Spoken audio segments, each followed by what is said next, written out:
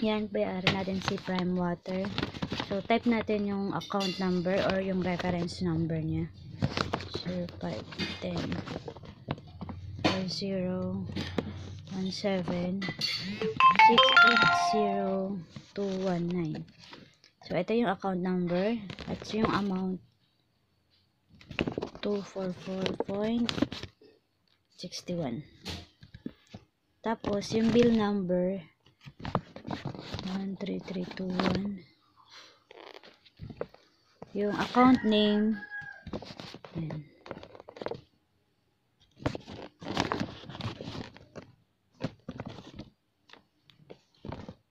Tapos, continue lang natin. So, ayan. Double check the number, yung reference sa bill number.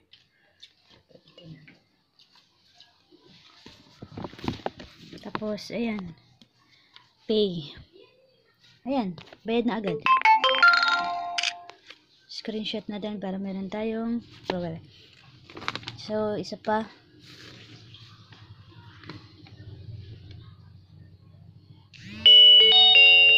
So, ayan agad yung reference number niya, yung sa confirmation na nabayaran na yung bill.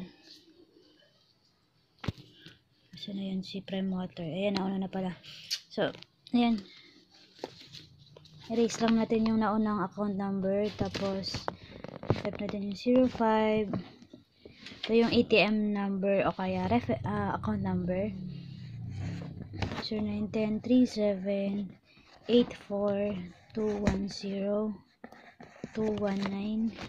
tapos enter lang natin yung amount, so 33600, tapos yung bill number ulit.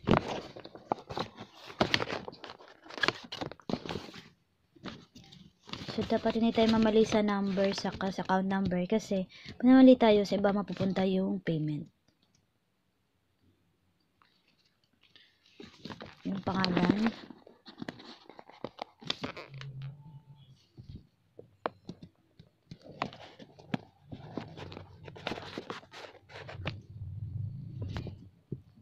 yan.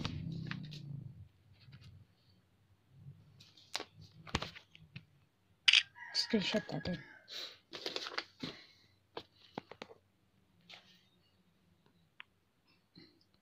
Yan, bayaran pa natin yung isang bill.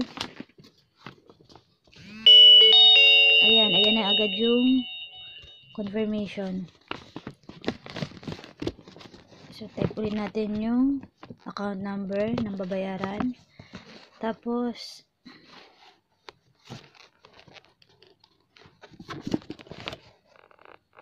yung amount.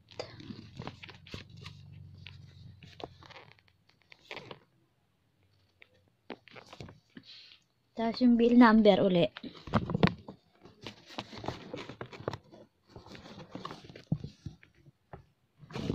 Account number, account name,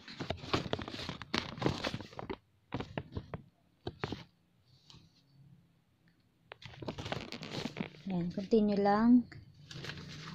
Huwag kalimutang i-check yung number kung tama.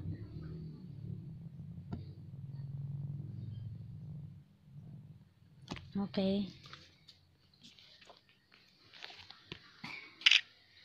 Ayan, bayad na natin yung mga bill.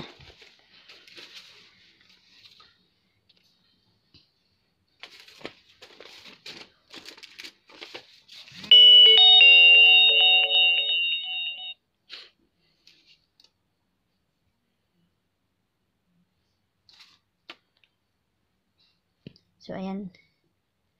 Thank you for watching, guys.